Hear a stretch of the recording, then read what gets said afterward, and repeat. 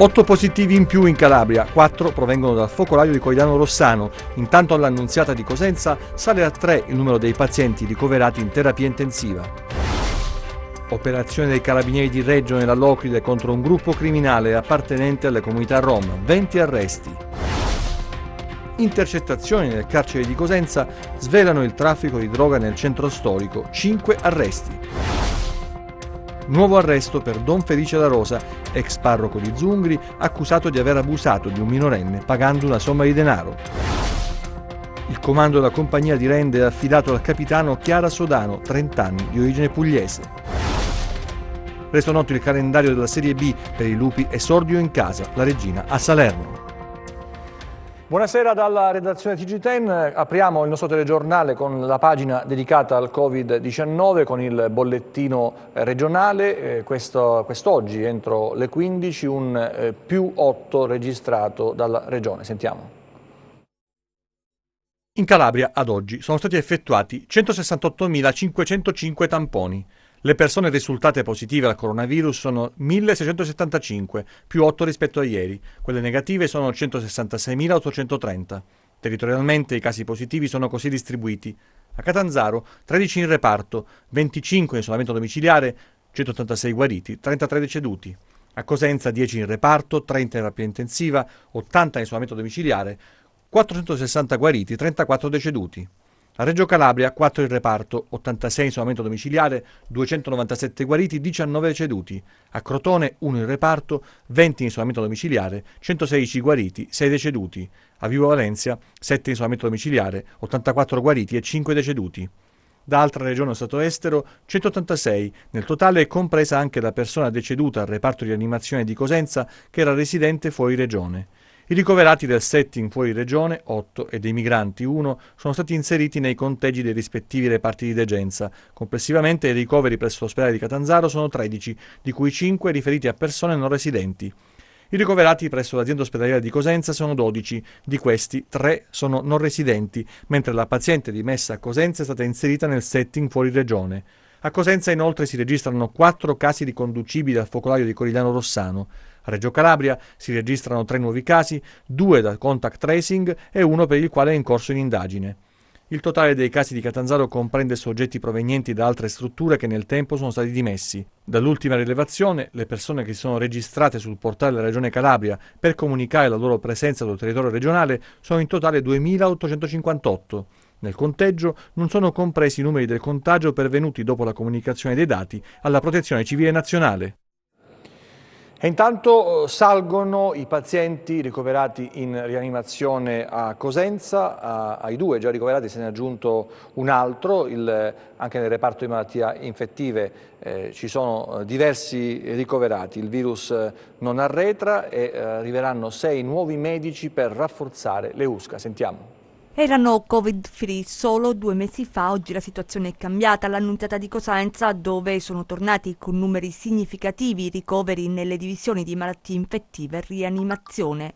All'ospedale ricoverati 10 malattie infettive con un incremento di 1 e 3 in terapia intensiva con un incremento di un'unità che è stata trasferita alle malattie infettive, quindi sono in tutto 13.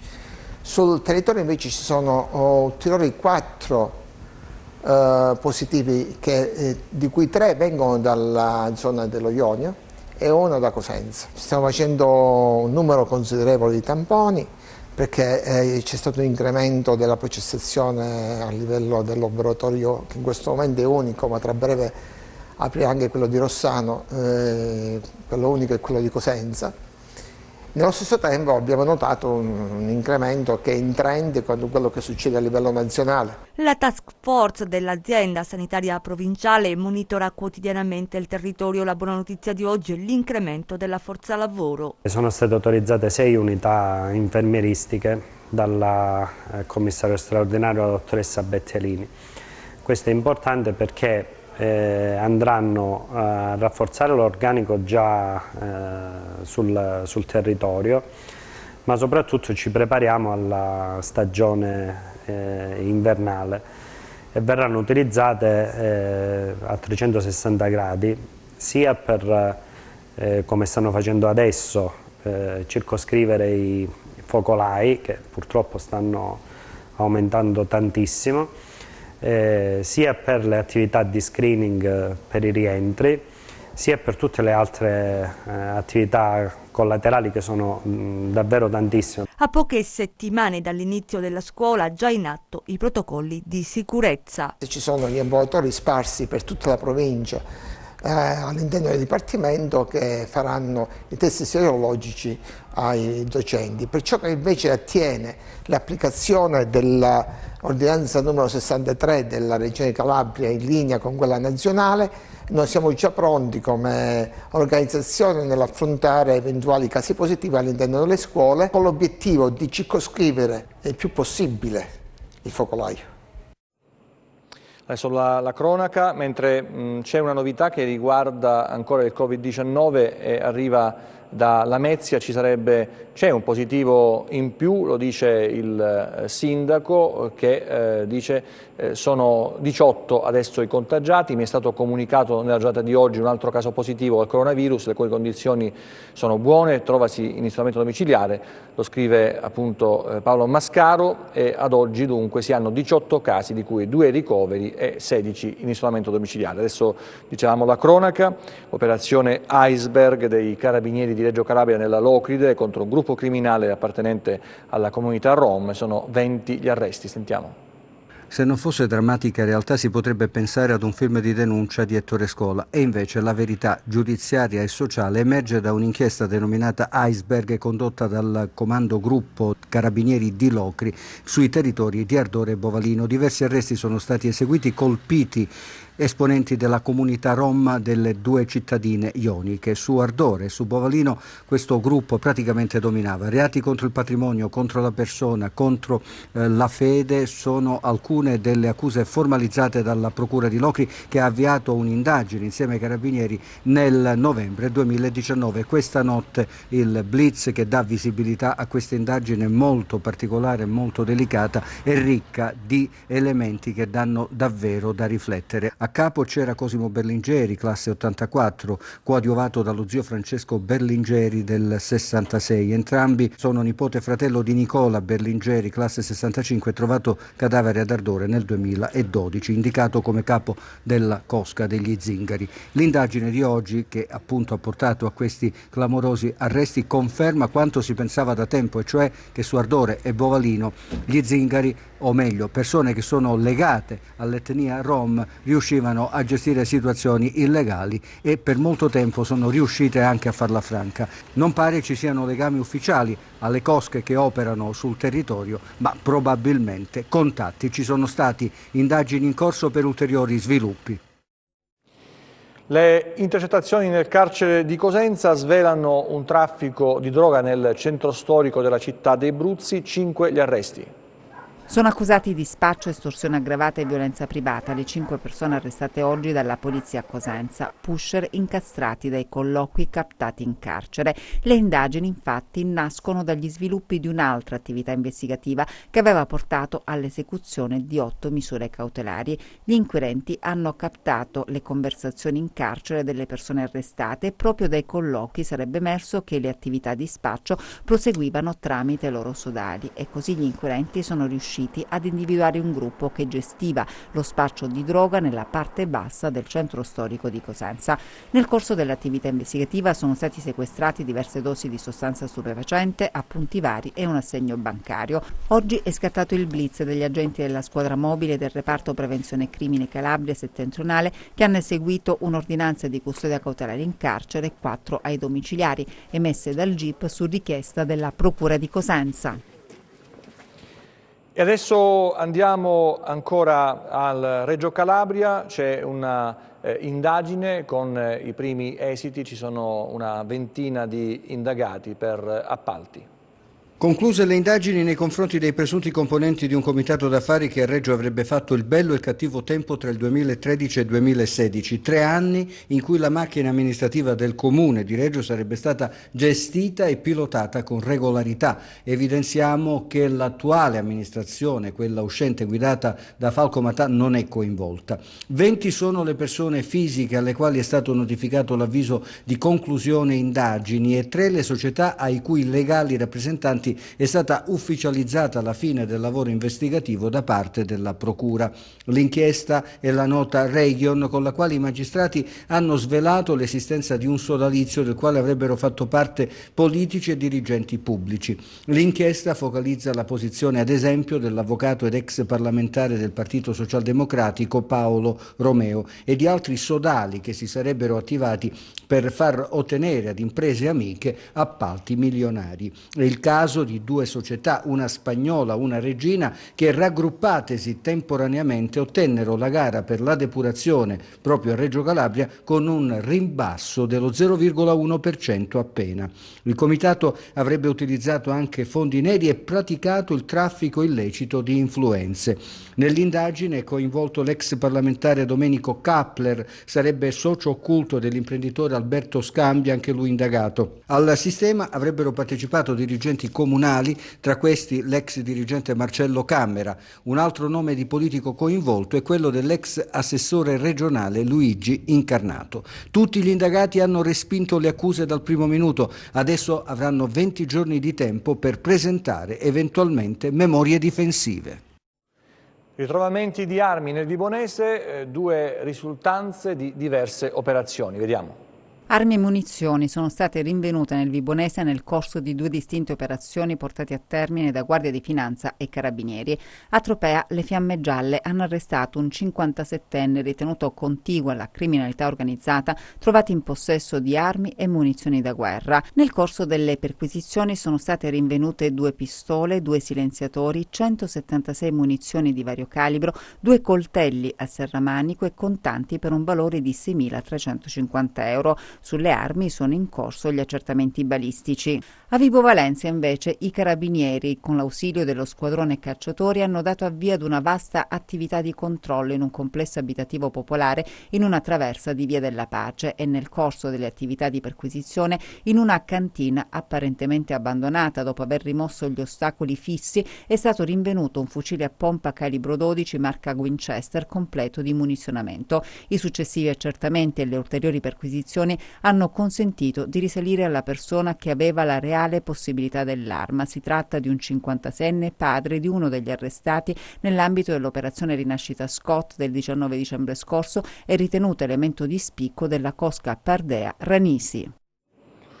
Nuovo arresto per l'ex parroco di Zungri, Felice La Rosa, accusato di aver abusato di un minorenne pagando una somma di denaro.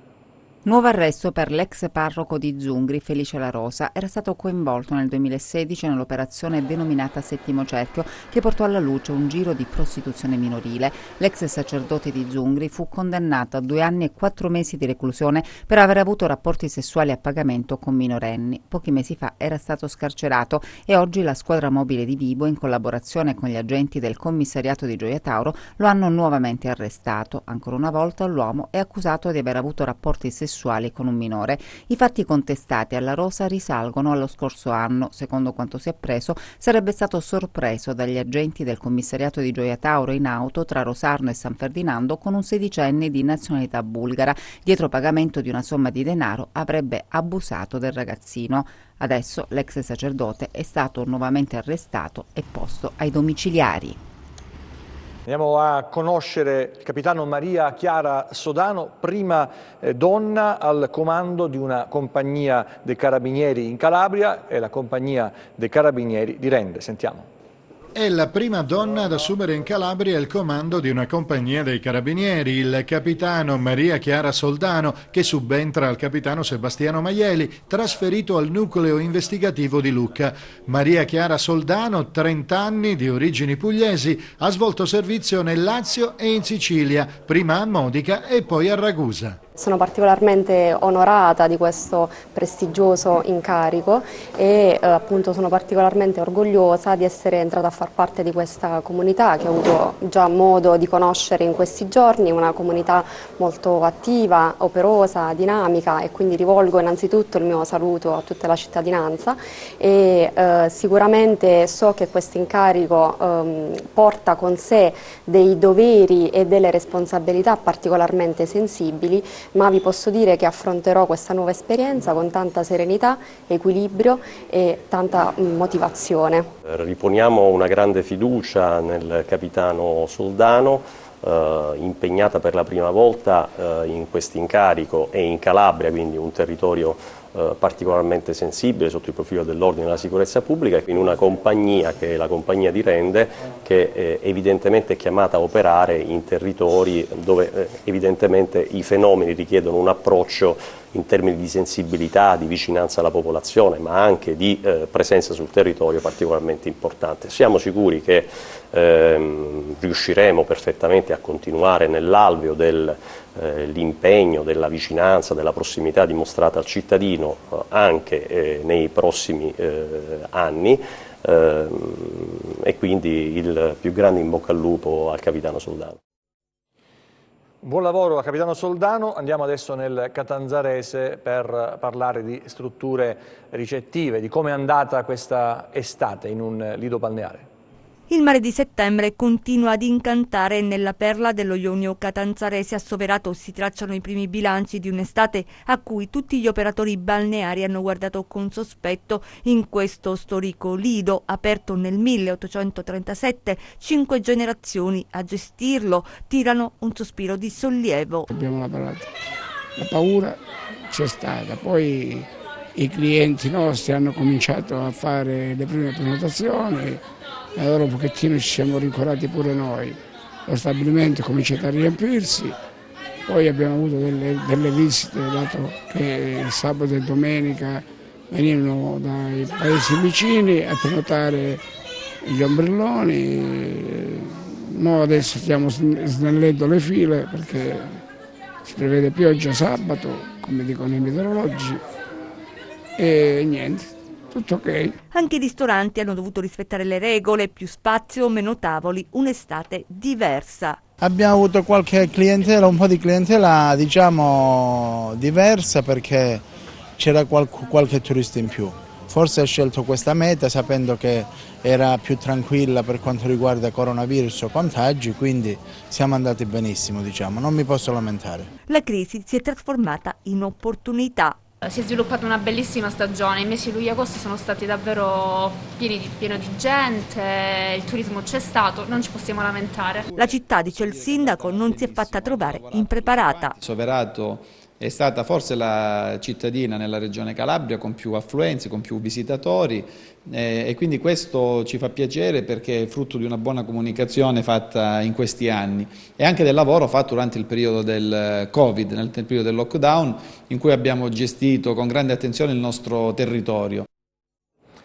Il virtual design, protagonista di un interessante progetto che si sta realizzando ad Altomonte, si chiama Vuoto Utopia Mediterranea.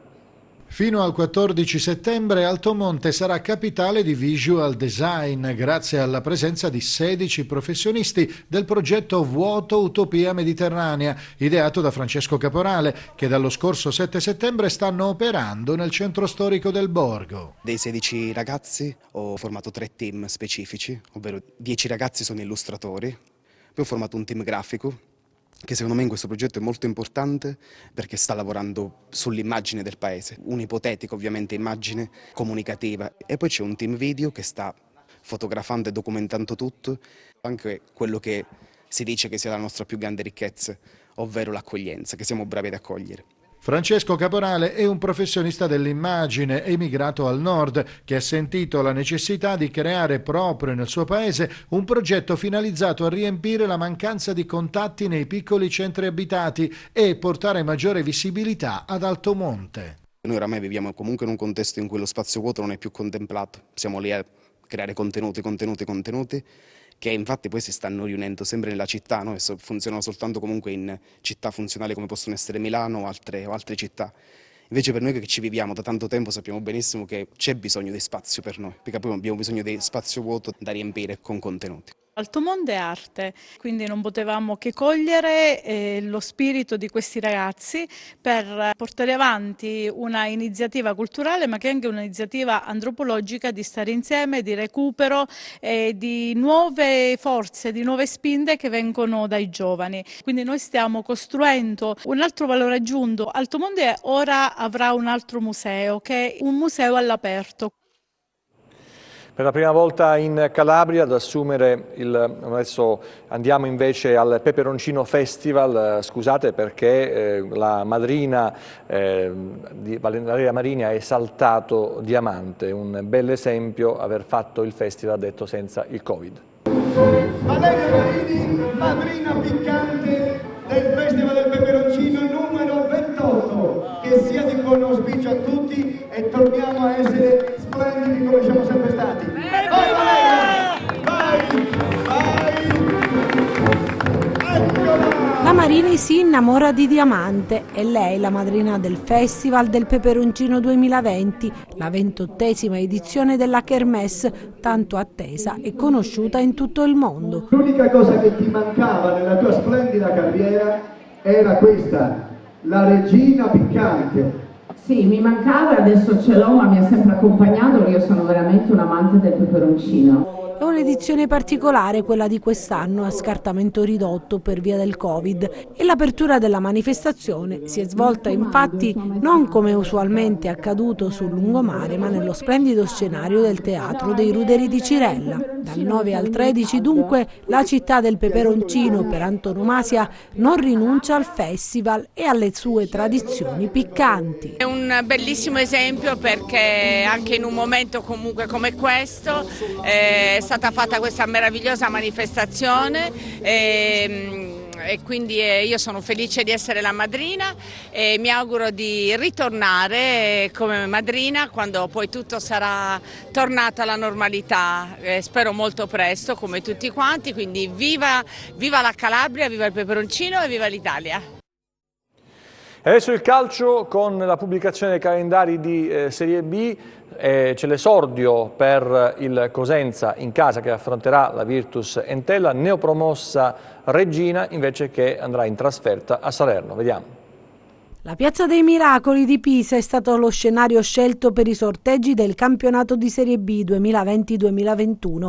Servirà infatti un miracolo per riportare i tifosi di nuovo allo stadio dopo le restrizioni decise per via del coronavirus. Si parte il prossimo 25 settembre con l'anticipo Brescia-Ascoli per poi proseguire il 26 settembre con le prime sfide che vedranno il Cosenza ospitare la Virtus Entella, mentre dopo 6 anni la Reggina torna nei campionati che contano, affrontando alla Rechi la Salernitana. La Serie B è sempre stato un bellissimo campionato perché è sempre più imprevedibile. C'è squadre tipo che all'inizio magari qualcuno non dà molto credito, vedi ad esempio la Pordenone che ha sfiorato addirittura andare in Serie A, Cittadella che ogni anno Stefano Marchetti fa dei miracoli incredibili perché arriva sempre in fondo. Per cui insomma c'è spazio per tutte quelle squadre che magari hanno voglia di fare bene e stupire, per cui insomma credo che si tratta di un campionato veramente importante.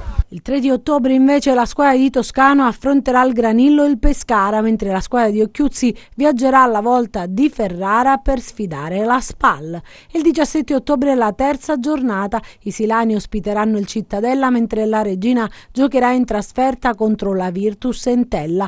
Il derby fra le due compagini calabresi invece è previsto alla quarta giornata, il prossimo 20 ottobre al Granillo, il ritorno il 13 di febbraio al Marulla.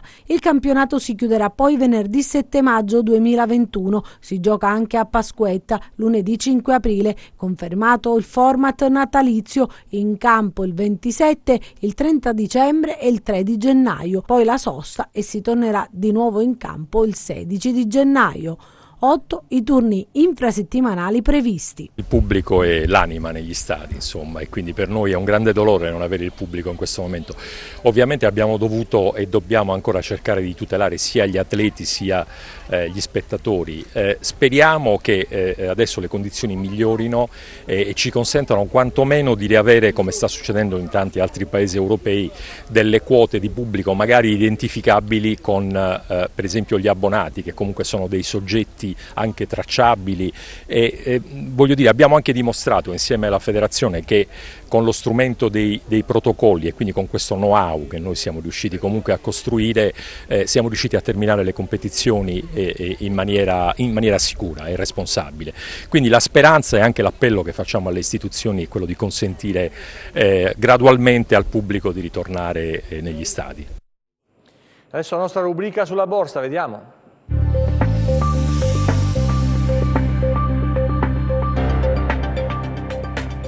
Partenza positiva a Wall Street. Ieri i principali indici americani hanno chiuso in rialzo, con gli investitori che restano comunque in guardia su possibili segnali che il sell-off possa riprendere in un contesto in cui resta alta la volatilità.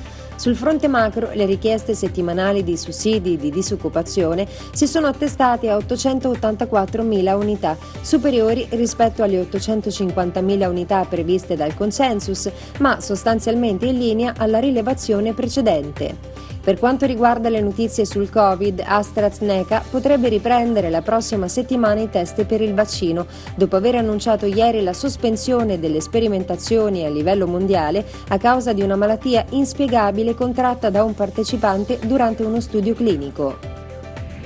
Dopo pochi minuti di scambi, il Nasdaq guadagna l'1%, l'S&P 500 lo 0,6% e il Dow Jones lo 0,4%. Sul Forex l'euro-dollaro si riporta sopra quota 1,19, mentre il cambio dollaro-yen si mantiene in area 106. Tra le materie prime, in ribasso le quotazioni del greggio, con il Brent a meno 0,4% a $40,6 e il WTI a meno 0,5% a $37,9 al barile. Nel comparto obbligazionario il rendimento del decennale americano si attesta allo 0,71%, quello del biennale allo 0,15%. Grazie, al prossimo aggiornamento. È il momento delle previsioni del tempo, vediamo.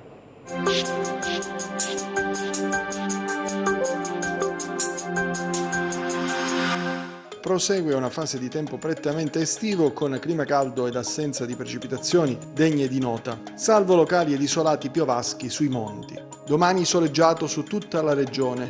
Nel pomeriggio ancora possibilità di brevi isolati rovesci sulle aree più interne. Temperature stazionarie ben oltre le medie del periodo. Passiamo a mari e venti, domani mari calmi o al più poco mossi con ventilazione debole a regime di brezza. Prima di salutarci vi ricordo il nostro sito web www.meteoincalabria.com e la nostra pagina Facebook Meteo in Calabria. TG che finisce qui, ci vediamo nelle prossime edizioni, grazie per la vostra attenzione, arrivederci e ancora buona serata.